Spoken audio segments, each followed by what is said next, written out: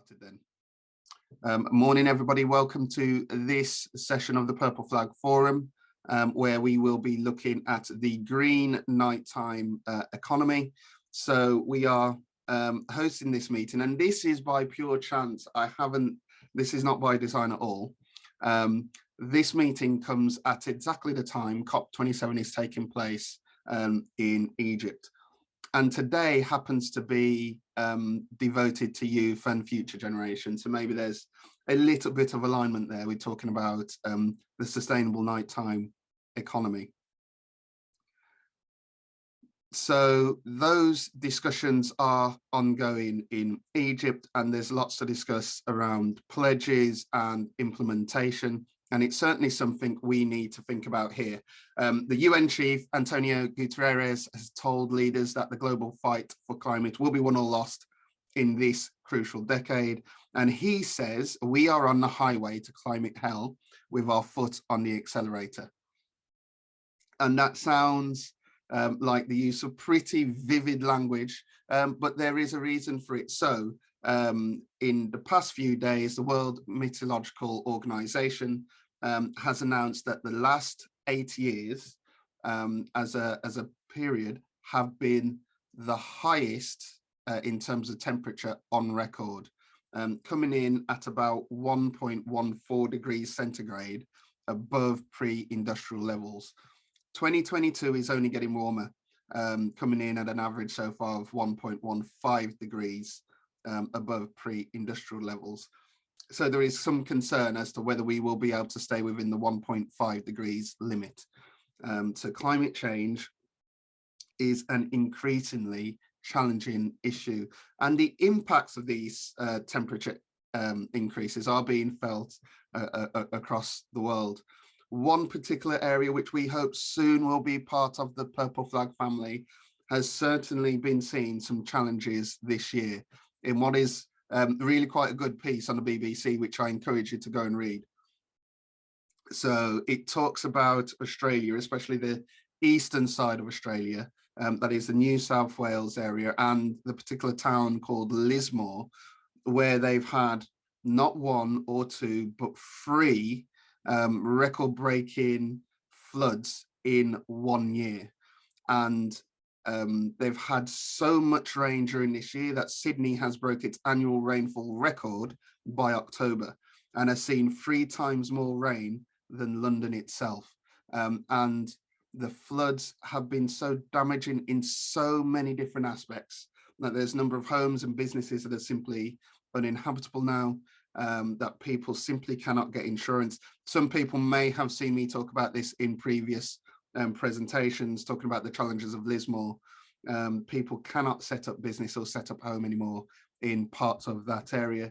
And it even goes into things like the issue it has for mental health, because people suffer from post-traumatic stress just when it starts to drizzle because of their challenges with dangerous flooding this year. It's a pretty bleak picture. It's a pretty bleak picture, but it's something we need to be wary of. That's why plenty of nations within our network is looking at climate action, both in Ireland and in the UK. Last year, climate action plans were released. So it's a climate action plan 2021 for Ireland and a net zero strategy Build Back Better for the UK, which was launched just a few days before the start of COP26. And the energy crisis plays into this a little bit. So in Ireland, the Irish government is trying to capitalise on the energy crisis by saying now's the time for them to scale up on their renewable energy. So Eamon Ryan, who's Minister for Department, Environment, Climate and Communications, and is part of the Green Party, is looking at how they can scale up and support businesses in making that transition to net zero through better efficiency, through renewable energy. And new Prime Minister for the UK, Rishi Sunak, has called for a move to renewable energy. Although what money the UK government might put forward for towns and cities here is likely to be dependent upon the autumn statement, which takes place on the 17th of November. where he will outline his spending plans for the UK government over the coming years. Now, despite all of that, with regards to these action plans, with regards to all the work going on, there is actually relatively little that I can find on net zero, which is specific to the nighttime economy. Like I say, this is a new area, which I think has had relatively little thought put into it so far, which is why we need to have this initial conversation and discuss some of the key challenges we see for sustainability in the nighttime economy. Such is the lack of information. I Googled nighttime net zero, and the first hit I got was this article on the benefits of daylight to making sure buildings are sustainable and carbon free, using buildings for natural light. We don't kind of have that option for the nighttime economy. So basically, the first hit I get is telling me don't do stuff during the night, which is pretty useless. So that's the challenge we have. We're starting this with a fairly big dearth of information. So we've got to start from a fairly low base in terms of what knowledge we have and start piecing things together. And then hopefully in time, ATCM and Purple Flag can start supporting our network in understanding how we can be more sustainable at night. And it's been raised on the Purple Flag panel that we should be thinking about evolving the criteria for Purple Flag assessments to make sure sustainability is built within that assessment framework, which I think is important. I do think is important going forward. So it's certainly something we will be looking at. So what are the differences then? How does the nighttime economy differ in terms of its carbon output in comparison to the daytime economy? And I do note here, I am largely talking about net zero and carbon emissions. There is another side to this, which is things like waste and the circular economy, which we can open up to that discussion as well later on. No doubt there's probably parts of that which are different to the daytime economy, which I've not even considered yet. But for now, I'm just talking about carbon emissions. So how does the nighttime differ from the daytime? Well, the first obvious one is lighting and illuminations. And that will mean greater energy consumption because we are required to illuminate our buildings and our streetscape for a number of different reasons, including for safety, not just safety, but also for fun. There's all sorts of reasons why we would use illuminations to drive footfall in ways that can be fun. All of that takes energy. So that's something we need to take into account. One of the aspects which I think will be bigger than anything else will be travel and how people reach a nighttime destination, which depending on the type of location you are, could play a smaller or bigger impact, depending on the type of, say, public transport that's available, the size of the place, or the how well you are co-located with homes. But it's likely for many areas, transport needs and modes of travel will shift between the daytime and the nighttime. So think for the nighttime, will a lack of critical mass mean actually your public transport isn't operating at night like it does in the day? Maybe the use of alcohol means some people are driving less, taking taxis and private hire instead. Maybe it means for the nighttime active travel is simply not an option like it might be for the daytime. So one of the things we should be considering is how our transport methods will shift from one part of the day to the other. There's also the issue of keeping people warm, keeping customers warm, keeping staff warm.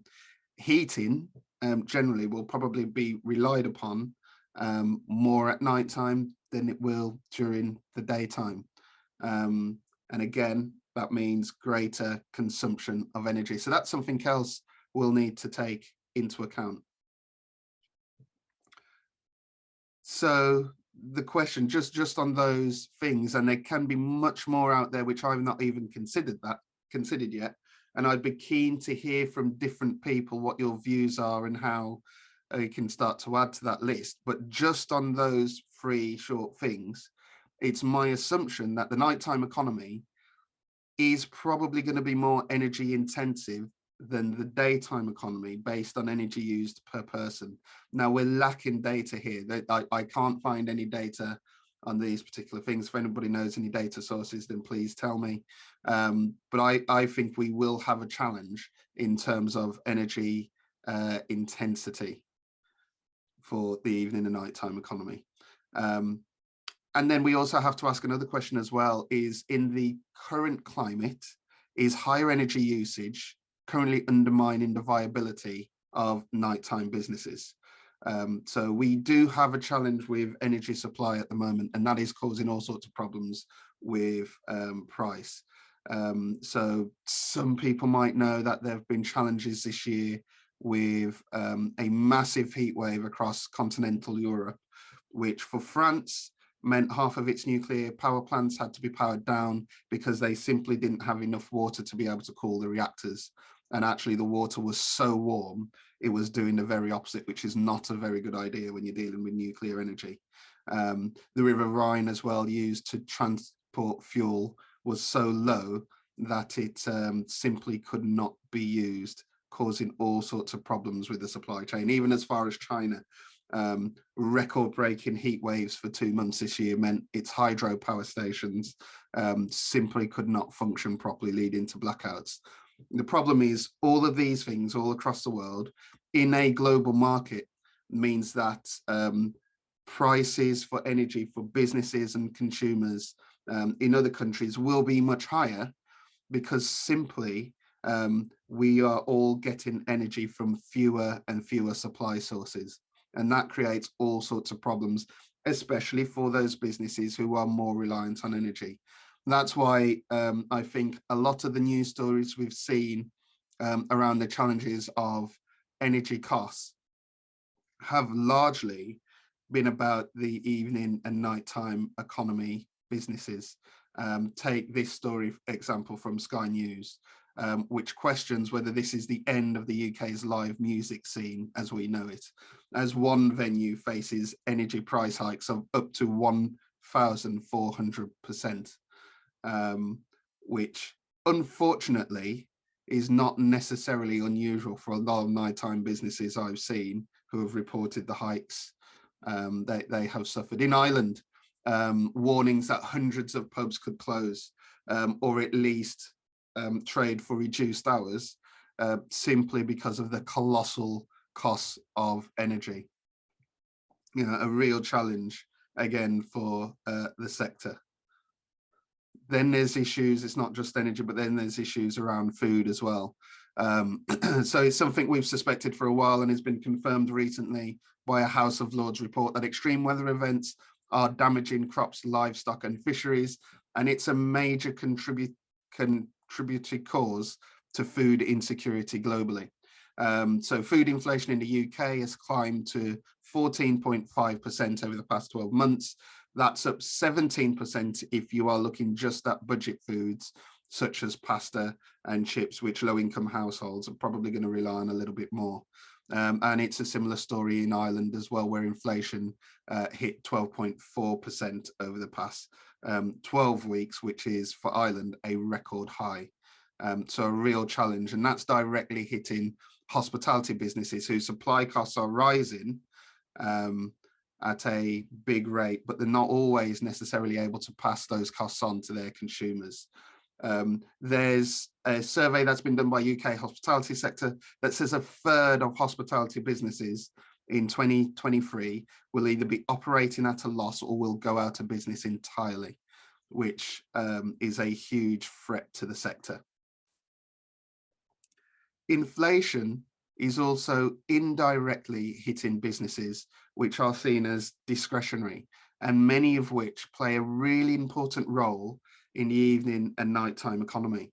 So when we say discretionary, we are talking about those businesses that are nice to do, nice to have, but they aren't essential. They aren't like food and energy. A warning has come from Nika Burns, who's a theatre producer in the West End, who says economic concerns and food and rent is more important than everything else. But people save up to have something special they can look forward to. And what she's talking about is the need for theatres to keep prices reasonable to encourage people to come in during the winter, because they depend on that income, they depend on that support. But it is a real challenge.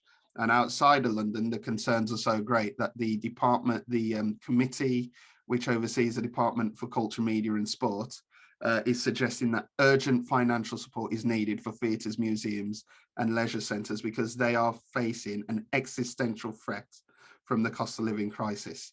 So there is real concern for a number of businesses because of inflationary pressures, which are partly caused by climate change. It says, this report says that the UK government needs to put this funding in because it needs to commit to levelling up. And arts and culture is a huge part of that levelling up agenda. So how else might a change in climate impact the nighttime economy? Well, this is something, I think, Ali, you brought this up. So this is the transition of activities possibly from day to night.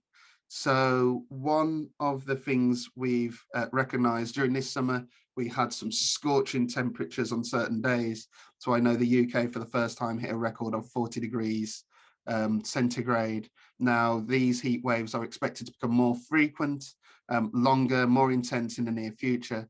And that might mean that activities that used to take place during the day, during the summertime, might increasingly be moved to the evening and nighttime to avoid heat stress. So think about what that might mean during the summer.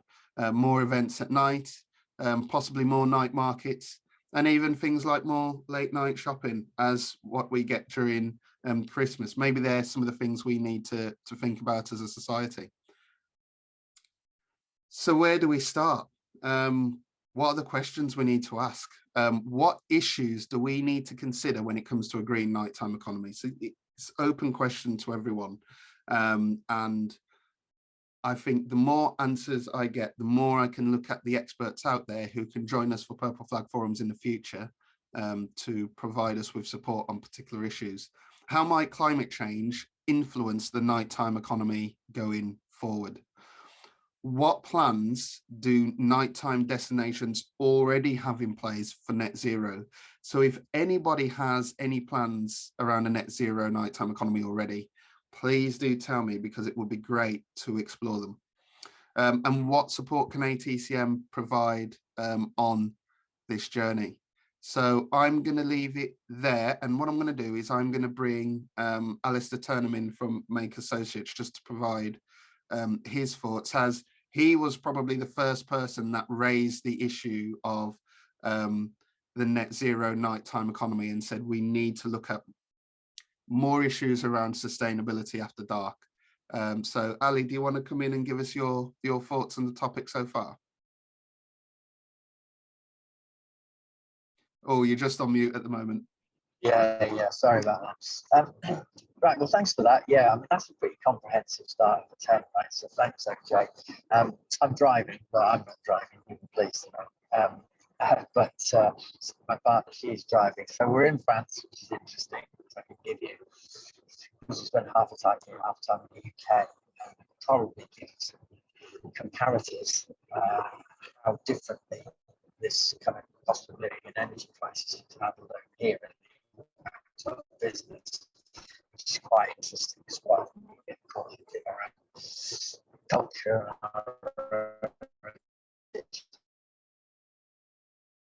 participants can do that. You've covered lots of stuff, so I don't want to repeat those, but I suppose my thoughts are, and I'm not an expert in this area, so I'd like to flag that at the start, which is that 25 years ago, when I did my first thesis, and I said this to you in the week when we were chatting about it, I went to my professor and I said, well, I'm doing a thesis on the nighttime economy. Is it likely that running a city better throughout the day and into the evening and using resources around is a better way of creating sustainable cities? And he just laughed at me and said that, that's a great question, but no one needs to answer that question right now. And it's funny, it's taken 25 years to get to the stage where we might actually want to try answering that. I thought, one of the things that what you just said there made me think was, what do we want to get out of this process then? And that's the question for us all here today is, do we want a guidance document strategy for helping towns and cities, business improvement districts, nighttime representative businesses, organisations to create more sustainable net zero circular economy type strategies for our towns and cities? Is that something that we should be looking to create? I don't know. It's just a thought that came off the back of what you were saying there. What's the actual outcome from it? We're just learning towards action in our local areas. So I think that's the question that we need to answer. To add to what you flagged up there. So when I was thinking about this, I was thinking about it at a micro and a macro level. So thinking about things at micro, such as what can we actually do as individual venues, hospitality businesses, other businesses, arts, cultural institutions that operate within the evening and nighttime economies at a micro scale. And then at a macro scale, touching on some of those things about how we design cities, design hospitality, leisure and entertainment precincts, so we can make them more environmentally sustainable. Again, I don't have lots and lots of answers to this yet. Positive things might supplement what we've already said, right? So, and I'm not sure that kinetic dance floors producing energy to power nightclubs, as we've seen in Glasgow recently, there's a few in Germany with people like they're a great gimmick, but I don't think it's a correlative solution to our energy crisis. Although, you know, perhaps if we all danced all day, and people have positive pavements actually, and there are some workable examples of how pavements can capture energy, but I don't think it's a realistic solution at the moment. We need to get energy from wherever we can to survive, right? But I think, you know, let's hope we emerge into a more stable situation in 2 or 3 years' time. Certainly, I know businesses within the evening and nighttime economy based on an procurement policy, right? So that's something I've not seen lots around. So where are we getting our energy from? Where are we getting food sources from? Who's supplying us? Who's supplying fit out for our venues? Are they using upcycled, recycled materials in that? There's lots of really great examples of that. I know you mentioned food waste, for example, as being about circular economy, not necessarily about net zero. Obviously, there is an environmental impact in terms of energy use, in terms of wasting food. It's one of our biggest challenges as a society, and the evening and nighttime economies, hospitality is a massive part of where that waste takes place. Businesses themselves, obviously, at an individual level, are trying to minimise that at every opportunity because it eats as a profit, but it is still an issue. So, for example, a friend of mine runs a company called Do Nation, which is a charitable organisation that's working with the likes of Nando's to incentivise staff through pledge systems to reduce food waste within the business.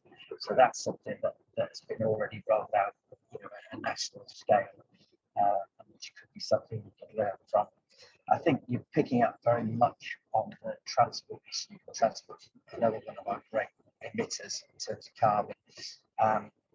The nighttime economy, as you mentioned, I think traditionally has been pretty sustainable because it's so reliant on public transit and taxis and multi-use vehicles. But actually, it's incredible in the UK and to some extent. Right? If you go to the US, it's a much more car-based evening and nighttime economy outside of New York and San Francisco, as you would know. We're in a position in the UK, for example, that's a pretty sustainable solution. One of our challenges at the moment, participants will know this, is simply getting enough taxi drivers, getting enough bus and train services to operate and service the nighttime economy. And there's a vicious circle there, which is that if we don't have enough activity, some businesses are closing Monday, Tuesday, Wednesday, then we don't create enough footfall and traffic and demand and transit systems. And we see that in London Underground. Some of the services there being really badly affected by that. I think those are some sort of individual things. What we're looking for is win-win solutions, which are delivering a great evening and nighttime experience, but that are also sustainable. In terms of some of the macro issues, you touched on designing our cities to be, particularly in temperate environments, to be much more usable in the evening and night, because it's guaranteed to be, as we develop more Mediterranean climate, hot, terrifying, or Middle Eastern climate. We're going to need spaces that are well lit, lots of tree cover in the evening,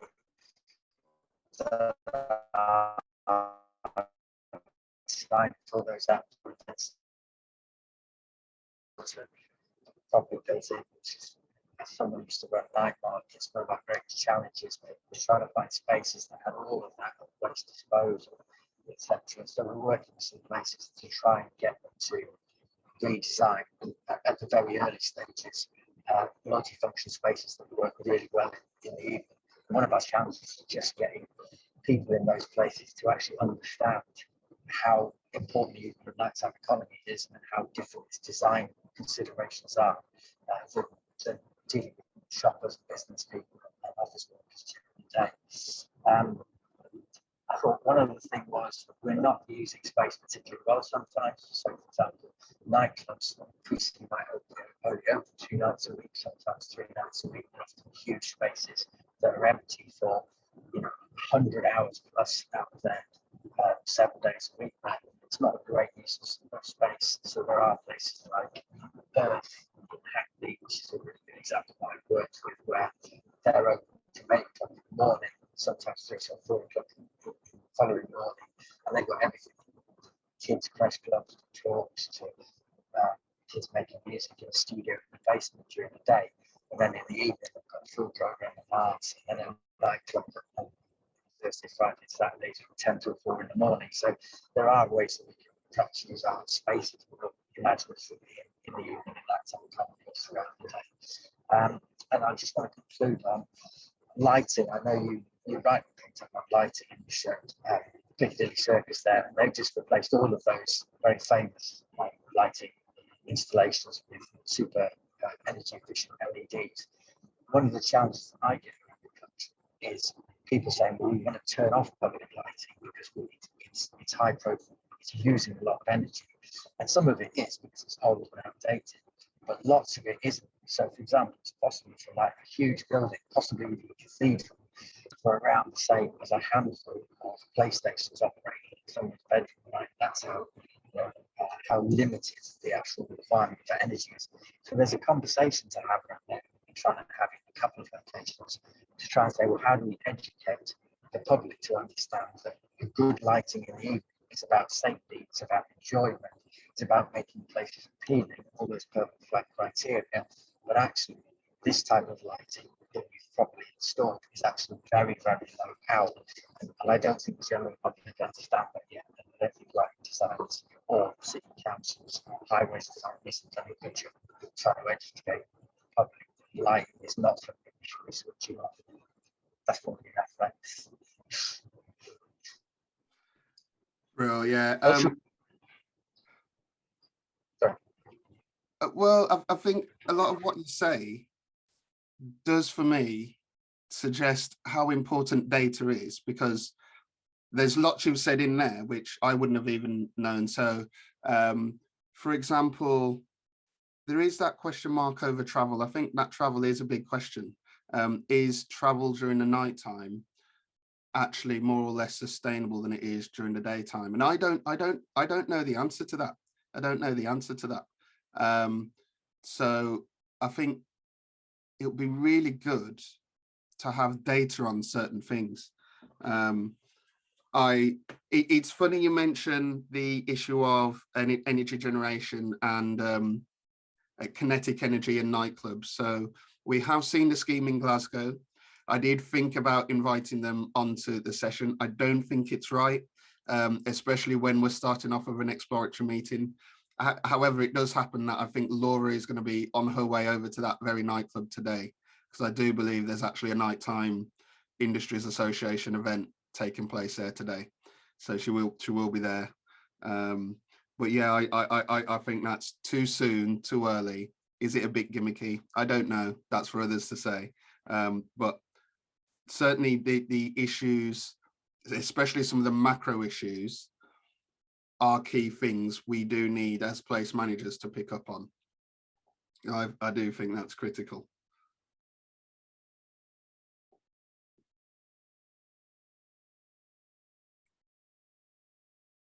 Oh, I think Ali's screen has frozen. Has it frozen for everyone else? Yeah, so Oh, there you go. You're back in. sorry.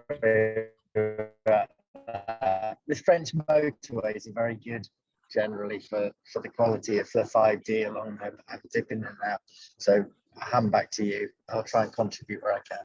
Yeah, no problem. No problem, Ali. Karen, do you want to come in?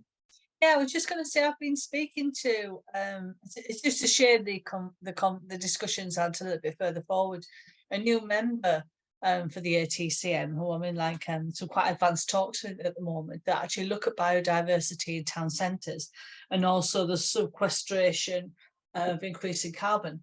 And so they look at nature-based solutions around town centres and look at how light and dark affects the biodiversity. Because if we start lighting places that are supposed to be dark, it has a knock-on effect on nature. And I have no idea how big this problem was. Like things like owls and nighttime creatures don't thrive in those spaces, right? Because now they are lit. So it's affecting a lot of the ecology of what it is they're actually doing. So we have to start to love dark as much as what we love light. That's basically what people are saying. So that has a fun. And then also as well, you have the cold and heat. You know, you mentioned there about places, you know, closing places and having night markets. This is what they do in hot countries. Think about siesta in Spain. There's a reason why everybody disappears at lunchtime and then comes back at tea time, because it's still flipping hot, right, to work, and there's nobody around. So they get out of the midday sun and then come back later on. So that could be something that does actually happen. I'd love to bring this company on board at some point to discuss across the whole of our membership about the importance of living walls and street planting and what you should actually be doing out there and how that can actually offset some of that problem that we do actually have as well. Because I think when you start exploring the subject, it is really interesting. But you're right in the fact that we don't have much data. And I think that's the problem. Yeah, I think some really important points there. I have to say, I'm going to hold up my hands now and said I've never ever considered the issue of illuminations at night actually being a problem for biodiversity in an urban area. And of course, the issue of biodiversity in itself is a fairly new one. We know partly because of our will to create an environment which is more friendly and welcoming to people, but also partly because of the climate crisis. We want more biodiversity in our towns and cities. So that I think that's the first time it's ever come up that actually lighting at night would actually be a problem for that. And and the other thing as well we mentioned there about energy on the daytime and on the nighttime, I don't think there's going to be much difference, because every shop that opens, every daytime business has lights on and every business is open. On a nighttime, they all have their lights on. There's not as many open. So you could find that on a nighttime, they're not using as much energy as what they are during the daytime, because everybody has lights on and power. I accept that might be the case, in the same way Ali's pulled me up on how actually it might be more sustainable to travel during the evening than it is in the daytime. I could well be wrong on that as well. But like I say, operating with no data at all, which is an entirely dangerous thing, because it is all anecdotal. But that's the problem, where we are lacking data sets that look specifically at carbon emissions for the evening and nighttime economy.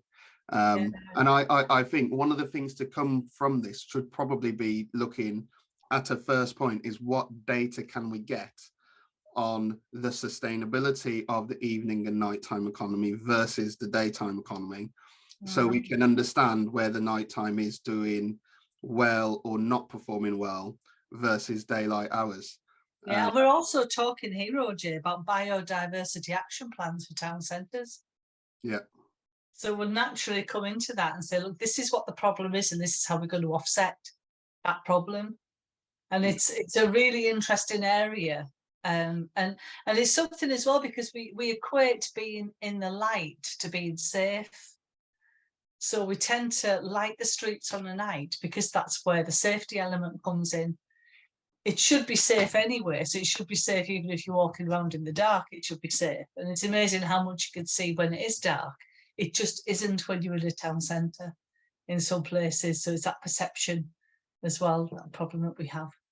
Yeah, absolutely. Simon, Jenna, can I bring you in? Yeah, just a quick sort of thought as a bid. I think our places, when they're successful, use more energy. So I think we should acknowledge that we're conflicted on this. So we do things that bring more people into the nighttime economy. And every person and every event, and so there is a correlation between what we do to market and promote the city and increased energy use. I think a lot of the stuff around biodiversity, carbon absorption, reducing emissions, it has to be looked at a much sort of bigger sort of town and city planning level. And it astonishes me that there aren't regulations about green features within development, carbon absorption within new housing developments and those sorts of things. But I mean, we're doing some practical things. One of the things we're looking at is we're launching an energy efficiency advice service for businesses. And that will be a specialist consultancy that will involve input from an energy company against their commercial interests, whereby we'll be saying, how can you offer the same service to your customers and the same facility to your staff whilst using less energy? And that will look at equipment changes, and it will look at behavior changes. But of course, when you make physical changes, there'll be a cost implication. So some of our businesses might be challenged for cash flow in terms of implementing some of those things like dimmer switches and very sort of practical measures. Another thing we've got that's been successful in the city here is an e-bike scheme, which is the rental e-bike scheme, Ride on Santander. Very, very high usage. And when we're looking at making available subsidised memberships for people who work in the night time, one of the reasons is around safety. So if you're finishing work at sort of 4 a.m. and you want to get home safely and cheaply, but also that will reduce emissions because it's less people traveling, by car. And the sort of third thing we're looking at, which is a much bigger issue, is a renewable energy project in terms of scoping out, can we actually cash flow things like flat roof solar, whereby we can become an energy provider to some of our businesses. That could fall down at feasibility because, we've got a good 6-figure sum to invest. But, we're going to explore that, and we'd like to have a bit of a vision of all the rooftops of all the businesses, sort of shading them in green in the map as more and more of them begin to use locally generated renewable energy. So, we're working on that. I guess the only other thing was I kind of agree about the kinetic dance floor looking like a gimmick at the moment, but those kind of technologies will obviously evolve and will become more accessible to us. So, it's not out of the question to think that in 20 years we could have kinetic pavements in cities whereby, when we drive footfall, we generate more renewable energy in our places. And that's the sort of kind of long-term visionary thing that I think we need to look at. Yeah, thanks, Simon. Lots of great points. Yes, in terms of the kinetic energy, gimmicky yet now, but who knows what the future holds. I do know they trialed something it's just off Oxford Street. They had a specific street where they put in a pavement that used the kinetic energy to power the lighting, power air sensors, and also collect footfall data as well, all at the same time.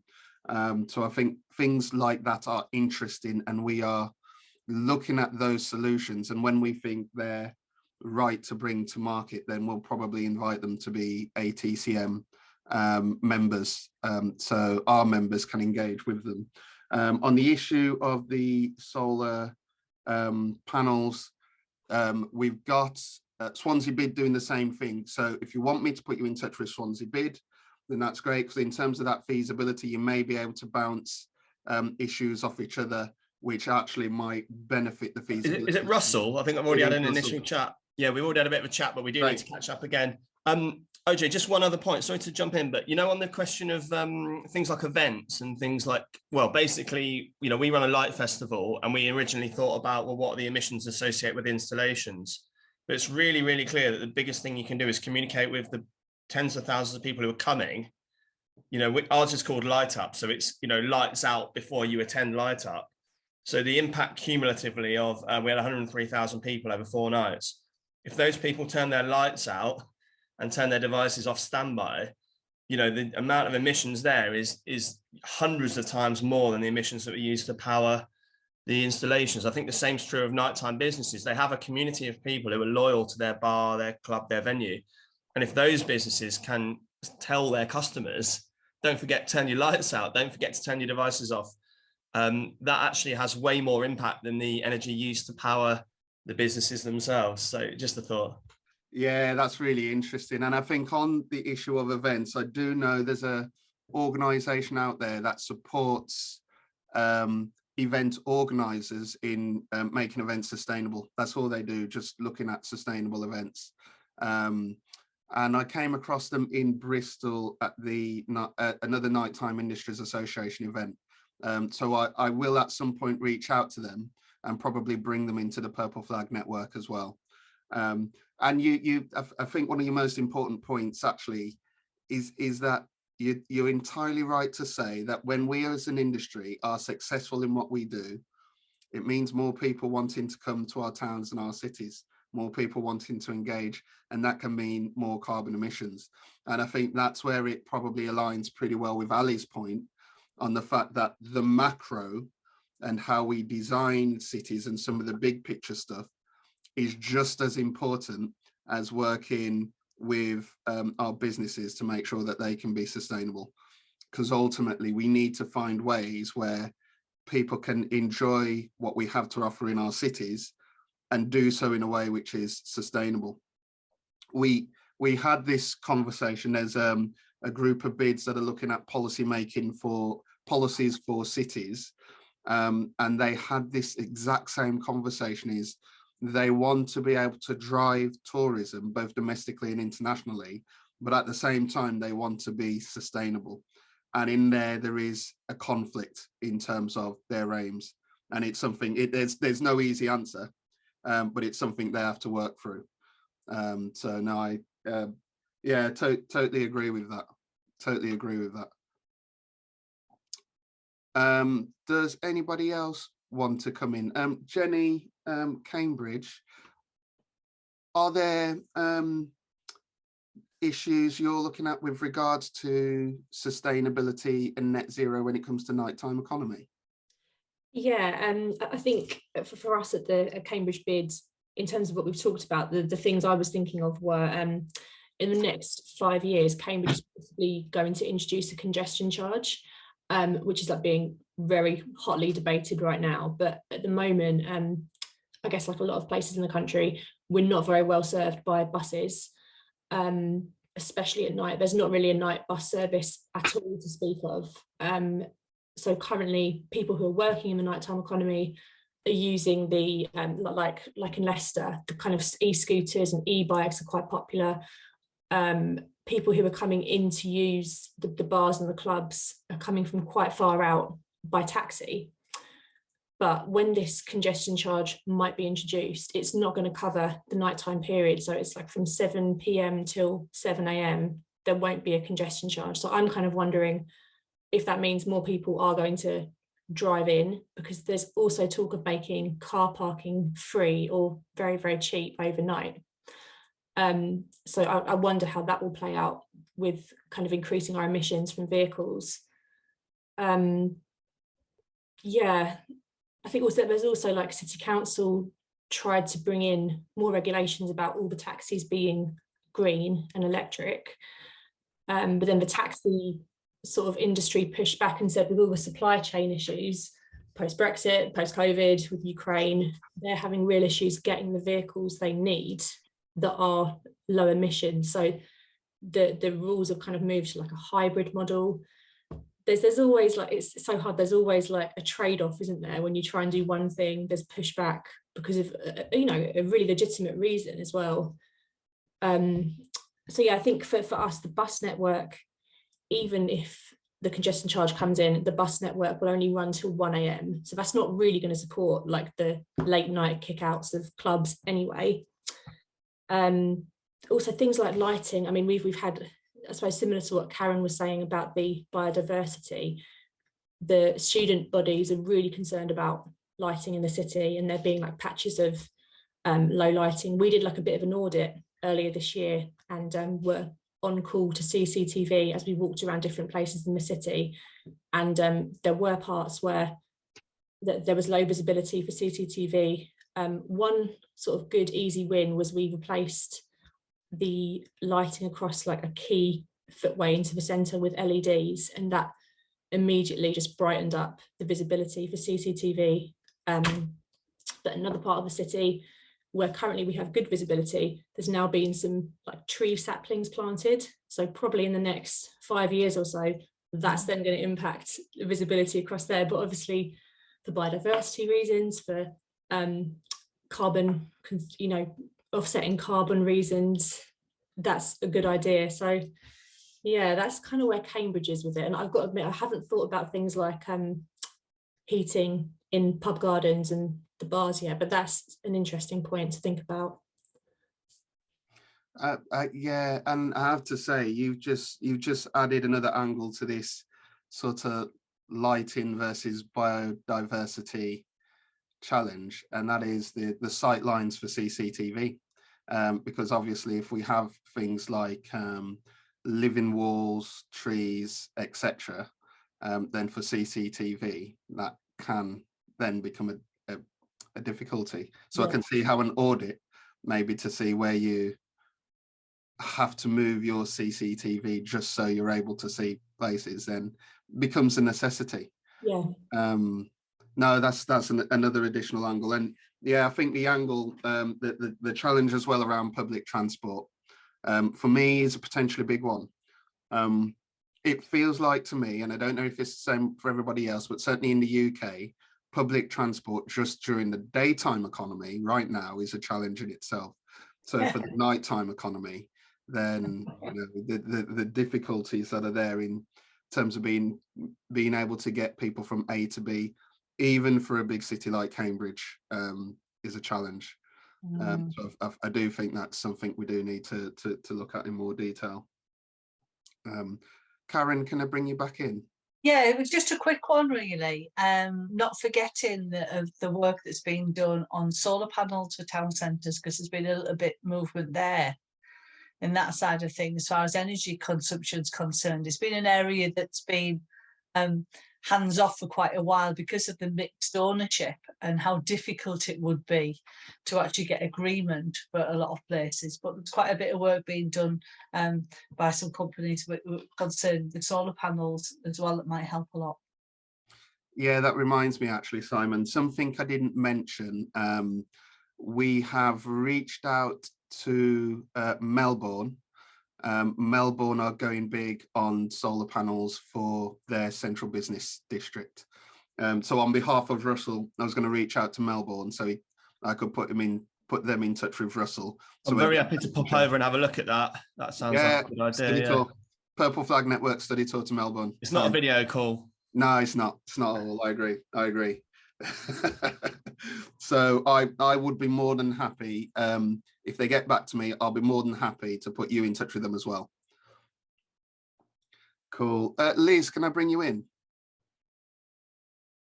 Hi, yes. I just wanted to pick up on a couple of things on transport. I work all over the country and I work for different organisations, but I also work for Bradford Bid, which created Bradford at Night, and I solely concentrate on evening and nighttime economy. Transport is bad in the daytime for Bradford. We don't have a go through train station, it stops, and the problem is you've got to go into Bradford to then get out. I live 6 miles away and I have to go via another city to get into this town. I've already started working with the Combined Authority trying to talk about the service on an evening. We can't get footfall in because we can't get them home. And that's a real, I know it's part of the climate problem, but the issue is that the taxis, we're going to rely more heavy on taxis. And of course, Bradford is leading the way in the fact that it's already introduced its clean air zone. Bradford launched its clean air zone in September before anybody else, because Manchester and Leeds pulled out and delayed it. It will still happen in everywhere, but the amount of negativity that happened for our businesses, and especially the evening economy, who weren't really equipped to understand it. And I do put that back on the council, not really marketing it properly as to the effects that it would have, and that no car was going to be questioned for that if you were a resident or you were coming in. But we think that's going to change as people get used to the clean air zone. But the two things is transport's really bad for Bradford anyway. On a night, I don't think we have anything past 10:30, and that's a train and a bus. So it really is a matter of real problems, and the clean air zone, and also going on, I do night audits all over the place, and I make Bradford do a night audit regularly.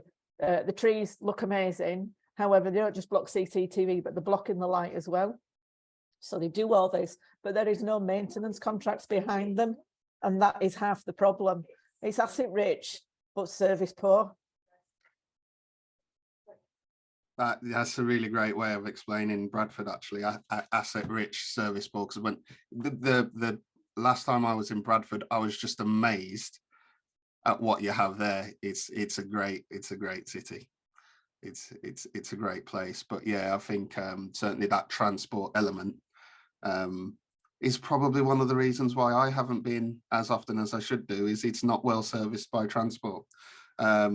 And that's an important point. And like I say, if and when we go forward in terms of understanding how sustainability makes it into the Purple Flag assessment criteria, we have to be sensitive to the challenges that there are around the issues of public transport, and certainly to support our members in developing alternative transport options. And this will be an open question to everyone, and for you as well, Liz. I might start with you, but do you think things like micro mobility, wait, you were with us in Manchester, weren't you? You were with us in Manchester and we discussed this. Do you think options like micro mobility, so things like e-bikes, e-scooters, could potentially work for the evening and nighttime economy, or do you think that wouldn't be an option for Bradford? I think it could work for the staff. I can't see people coming in to go out for a night. We don't have any of those schemes here at all. So I think it would be a nice pilot to run, but I think it would be more the staff and the people that work within the evening economy would use it.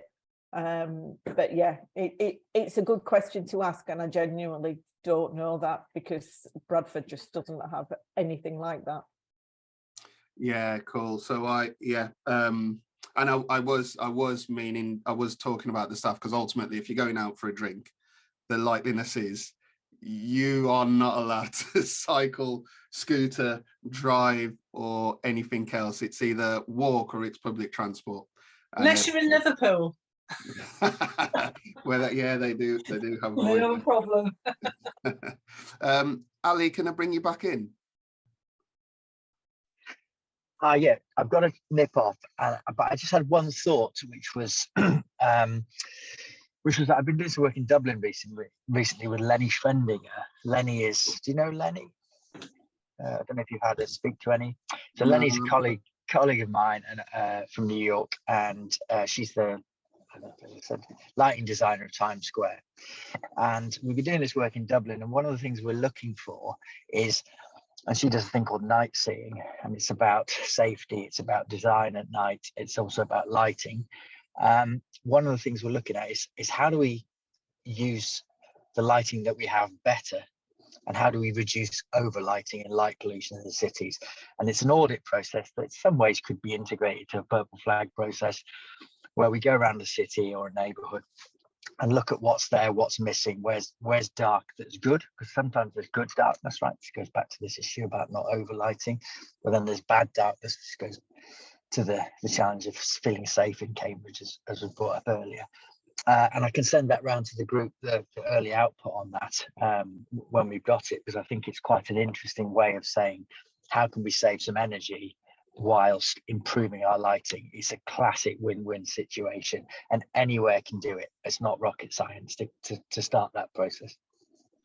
I tell a lie, I do know Lenny, and actually I might reach out to her and bring her on to a future conversation, because clearly this is an important topic, as has been referenced in the chat by John in Cork. So actually, yeah, let's talk about good darkness and bad darkness. So yeah, that sounds like a really good idea, Ali. So, yeah, get her on as a speaker, because she's really inspirational and she's very good at defending the role of lighting whilst not defending bad lighting. Yeah, cool. Well, that sounds like a start, and if that helps, especially in the context of biodiversity versus public safety, or at least public perceptions of safety, then let's do it.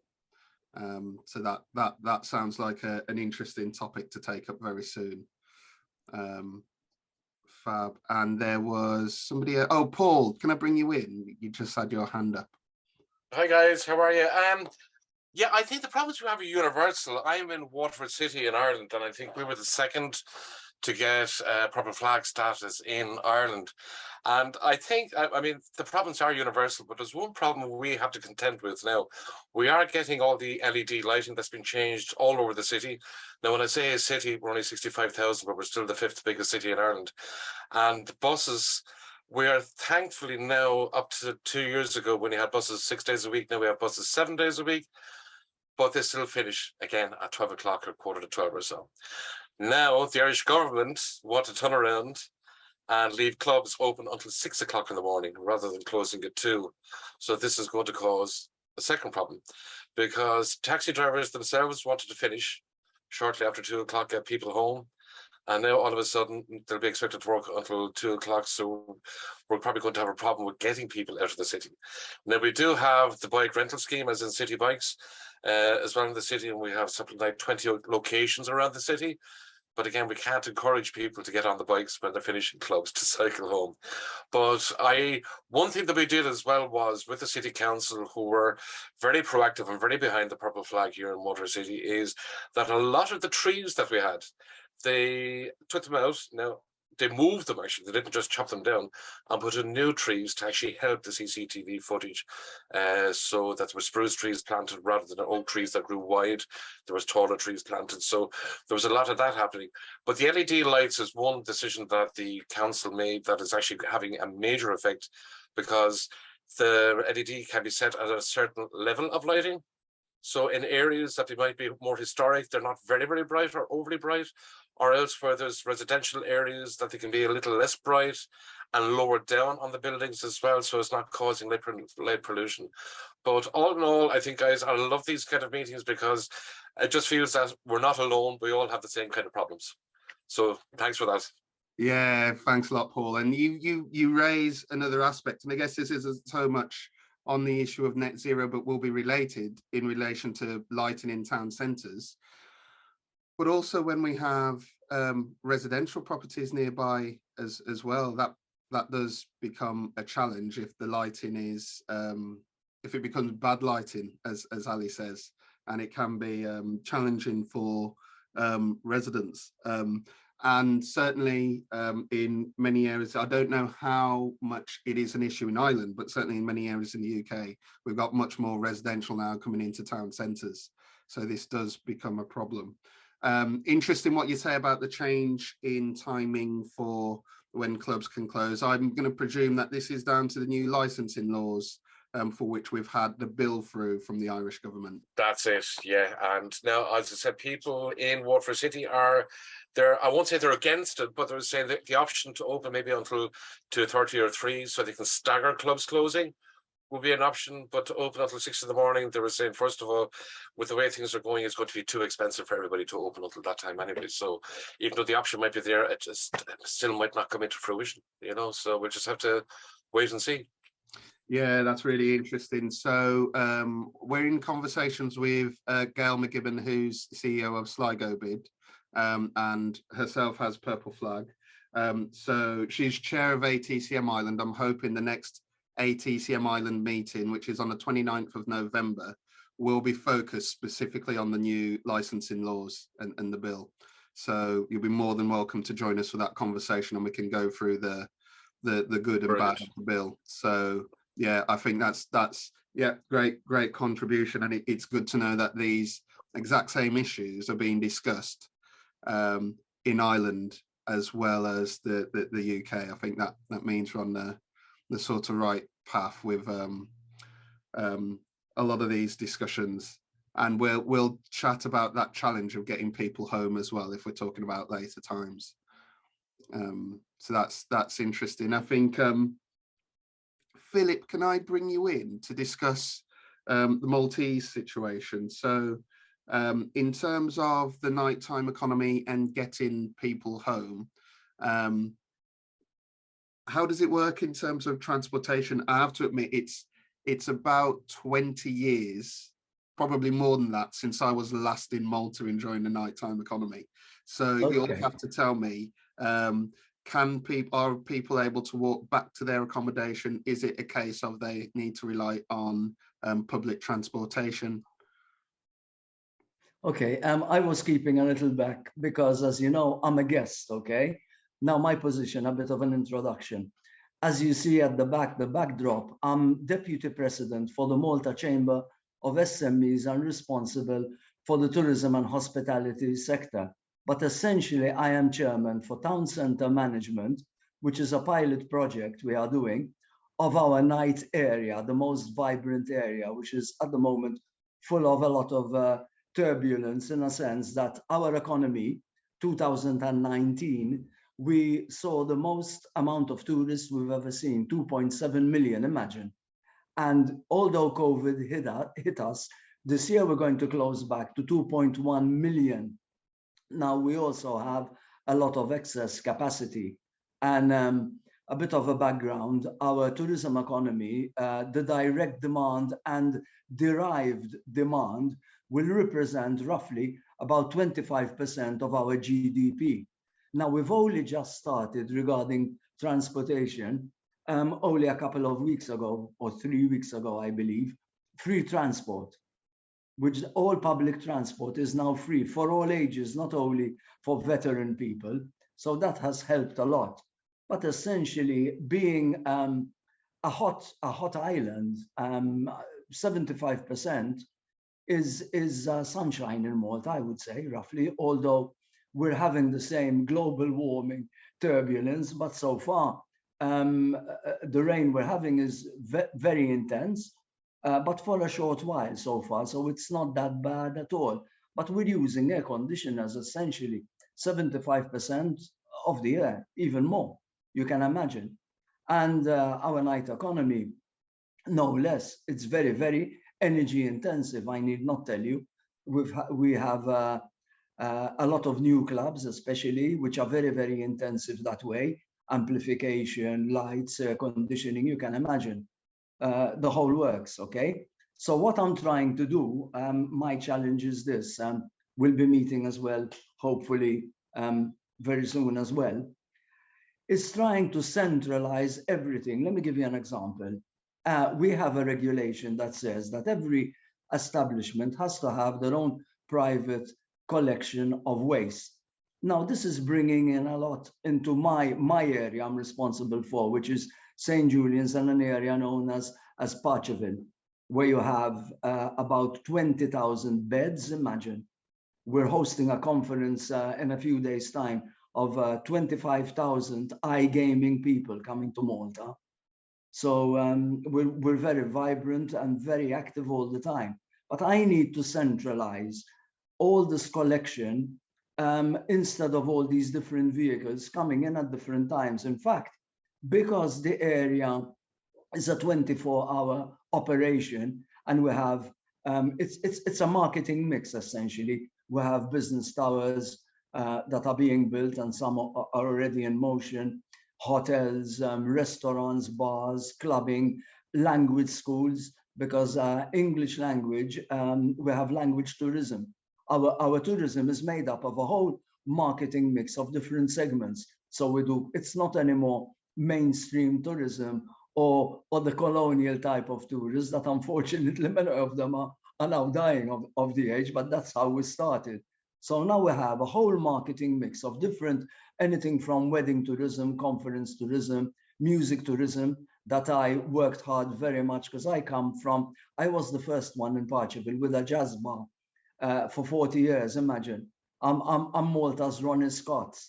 I'm known that way, in fact. But 2013, I had to change because the area became so commercial that there was no room for a jazz bar. This is the reality. I still want to relocate, but I'm an extremely busy person. I sit on about 12 government, private sector boards, you can imagine. So the idea is that you get a whole view of all what's happening. But back again, one of our problems is like tourists and holiday apartments, Airbnb.